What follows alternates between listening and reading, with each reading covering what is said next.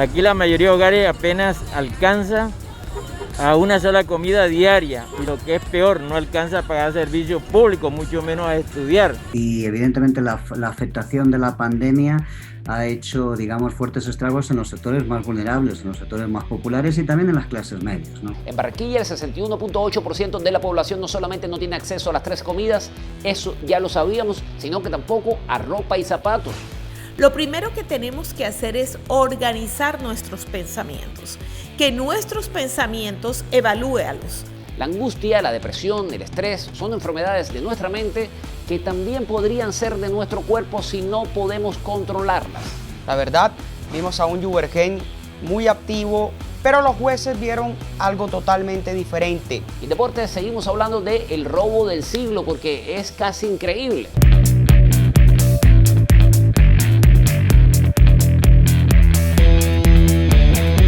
Nosotros, Decio Machado. El estudio que nos publica el DANE tiene que ver con un 61.8% de hogares que no tienen para comprar alimentos. Ya nos habían dicho que no podíamos consumir 3 comidas diarias y ahora se suma el hecho de no poder comprar ropa y zapatos porque eso ya no lo podíamos hacer, pero nos acabamos de enterar que no solamente somos nosotros, sino la gran mayoría del pueblo colombiano.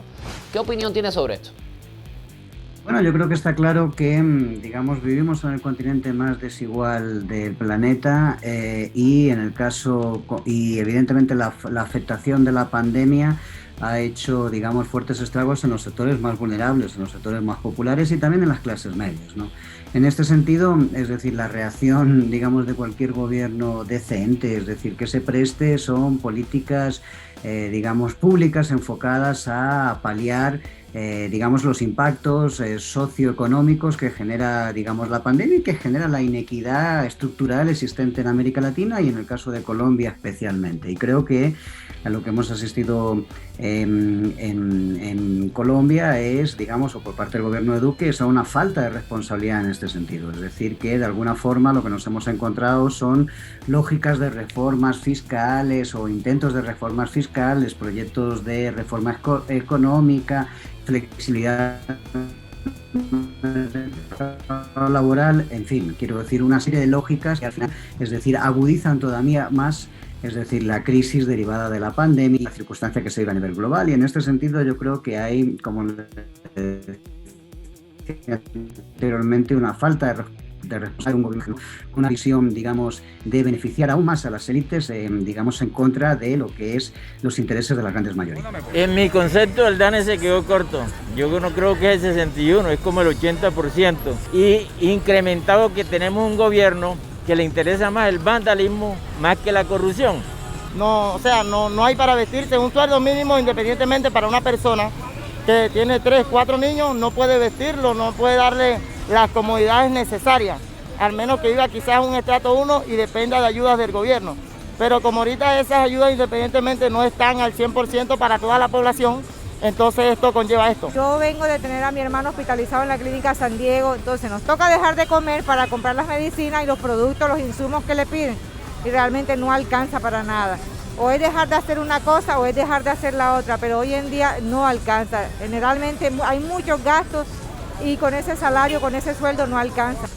De alguna manera hemos estado muy al tanto, evidentemente, de la actuación de nuestro gobierno, pero también hemos visto los fenómenos que han ocurrido en otros países, no solamente de nuestro cono sur, sino, por ejemplo, en Centroamérica vemos allí una cosa que sería un paraíso comunista en donde se supone hay otra tendencia, otra mentalidad, pero también han tenido serios problemas con respecto a esta etapa con el COVID-19. Tiene que ver, y esta es la pregunta, ¿tiene que ver con algo que está pasando solamente en Colombia? ¿Podríamos entonces pensar que el presidente Duque no lo ha hecho bien o es algo que en definitiva está pasando en todo el mundo y no podríamos emprenderla contra nuestro gobierno porque no habría razón? ¿Cómo lo ve usted? Yo creo que estamos viviendo un fenómeno que evidentemente tiene una afectación global, es decir, y que está generando mayores brechas, digamos, entre los sectores acomodados o ricos, si quieres, es decir, las élites económicas de los diferentes países y los sectores populares. Eso es una realidad, digamos, a nivel global. pero de alguna forma, es decir, se están planteando determinadas políticas en países que podríamos decir que son más respetuosos con respecto a su población en general o con la sociedad a las que dirigen, digamos que están intentando paliar eso. Estamos viendo cómo en los propios Estados Unidos, que no es sospechoso precisamente de ser un país comunista ni tener un gobierno de izquierdas, es decir, se han aplicado políticas, digamos, de apoyo económico a los sectores, digamos, sociales más vulnerables o más golpeados por parte de la pandemia. Estamos asistiendo, como en otros países europeos, se está hablando de salarios de lógicas de renta básica. Estamos asistiendo, es decir, a un debate sobre digamos, el reforzamiento de los sistemas de protección social, es decir, ya sea salud, ya sea educación, especialmente salud, evidentemente, por la coyuntura en la que vivimos, etcétera. Esto en América Latina es un problema, es decir, porque nuestras élites yo creo que son excesivamente egoístas, es decir, muy poco patrióticas,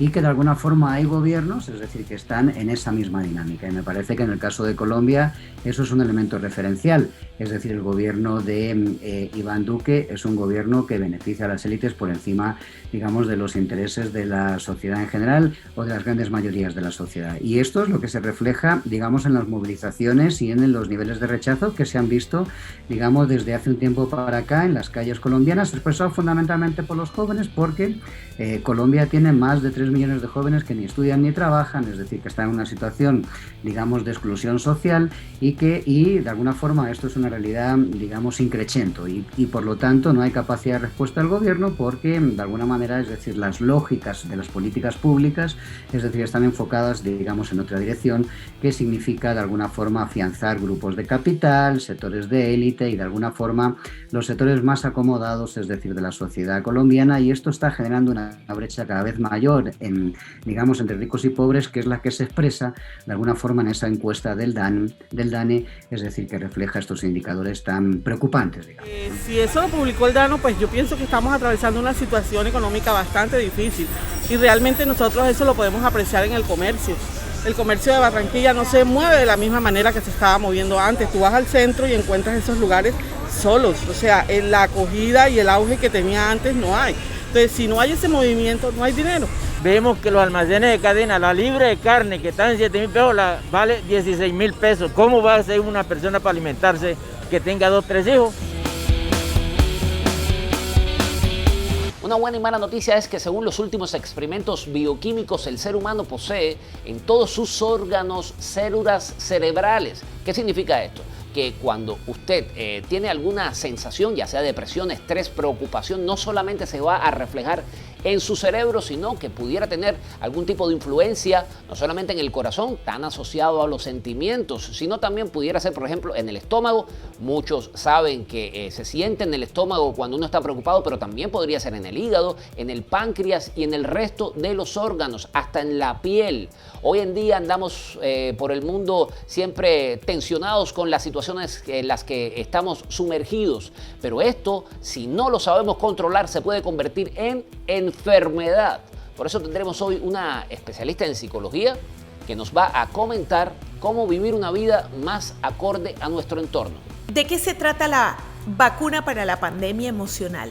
Se trata de cómo te sientes tú, tu actitud. Recuerda una cosa, no son las circunstancias las que determinan tu actitud, es tu actitud la que determina las circunstancias. ¿Qué quiere decir esto? Que de acuerdo a cómo tú te sientas, así vas a ver la vida. Es importante que tú hagas, primero que todo, una cita con la persona más importante de tu vida. ¿Sabes quién es? Para esta vacuna necesitamos hacer una cita, y una cita con la persona más importante de nuestras vidas. Y muchos dirán, bueno, es mi hijo, es mi esposo, es mi madre, qué sé yo. Pero resulta que la persona más importante de tu vida eres tú. Tú no puedes dar lo que no tienes. De hecho, hay un ejercicio o una terapia que yo la llamo la terapia de la máscara. Cuando vamos en un avión nos dicen, en caso de una descomprensión, las máscaras caerán frente a usted. Colóquesela primero usted, no dice colóquesela primero a su hijo, colóquesela primero a su esposo, colóquesela primero a su mamá, no, dice colóqueselo a usted. ¿Por qué? Porque usted necesita estar bien. Cuando usted está bien, cuando usted se siente bien, usted puede ayudar a los demás. Por eso les digo, para iniciar esta vacuna, la primera cita es con usted mismo. Y pregúntese honestamente, ¿cómo me siento? Tenemos derecho a sentirnos tristes, deprimidos, son emociones que tenemos, pero la idea de estas emociones es que tú las puedes filtrar. Es un breve tiempo, no es que te quedes a vivir eternamente con esta emoción. Tú tienes derecho a sentirte triste y no tienes por qué sentirte mal por ello. Tú puedes llorar, tú puedes sentirte en algún momento melancólico, pero lo importante de esto es no quedarte allí. Lo importante de esto en esta cita es preguntarte, ok, la pandemia llegó, pero yo ahora necesito readaptarme, mirar cuáles son las condiciones, qué es lo que está pasando, qué es lo que está viviendo. Y para eso te invito a que hagas un ejercicio. Ponte frente a un espejo, mírate y pregúntate cómo estoy, cómo me siento y qué quiero. Lo primero que tenemos que hacer es organizar nuestros pensamientos. Que nuestros pensamientos, evalúalos, ponlos en una balanza. ¿Cuál es el mayor número de pensamientos que tú tienes? ¿Pensamientos negativos o pensamientos positivos? ¿Pensamientos de desesperanza o pensamientos de mucha esperanza? En estos momentos, me gustaría que me contestara, en estos momentos, justo en este momento, ¿tienes planes para el futuro? ¿Para el próximo año? ¿Para los próximos 2 años? ¿Para los próximos 5 años? ¿Cómo está tu nivel de actitud? ¿Cómo está tu nivel de motivación contigo y con la vida? Es importante. Cuando tú te sintonizas en una sintonía de positivismo, de motivación, ojo, no estoy diciendo que tengas una negación a lo que está sucediendo, es que a pesar de la circunstancia, yo puedo sobrevivir a lo que está sucediendo. Cuando yo te pregunto cuáles son tus pensamientos y cuál es tu mayor número de pensamientos, ¿a qué me refiero? Hay personas que dicen todo el día, esto está mal, yo estoy mal, ya de aquí nadie me saca. Pero si tú empiezas a evaluar cuáles son los pensamientos positivos, pues estoy viva o estoy vivo, si eres un hombre, pues aún estoy aquí, aún tengo muchas cosas que hacer y tú vas a sentir cómo tu energía empieza a cambiar. Y como ya es habitual, se presenta en esta emisión el comentarista deportivo César Aguilar para contarnos sobre la participación de nuestra delegación colombiana en las Olimpiadas en Tokio. ¿Qué tal, César? Saludo cordial. Siguen todavía los ecos de la derrota de Juvergen Martínez en el boxeo olímpico. Una pelea en la cual los expertos en la materia señalan que le fue robada al pegador colombiano nacido en Antioquia hace 29 años. La verdad, vimos a un Juvergen muy activo, siempre buscando al rival, pero los jueces vieron algo totalmente diferente. 4-1 en contra fueron los votos que no le permitieron alcanzar las semifinales y de paso asegurar al menos la medalla de bronce. Juvergen mostró su malestar, se vio incómodo e inclusive subió un video en redes sociales en donde, sin dar nombres, expresó toda su ira con respecto a lo sucedido. ¡Puta robo, malparidos! La visión de futuro de nuestro país depende fundamentalmente de usted. Síganos en nuestras redes sociales porque solamente en libertad se puede hablar de noticias.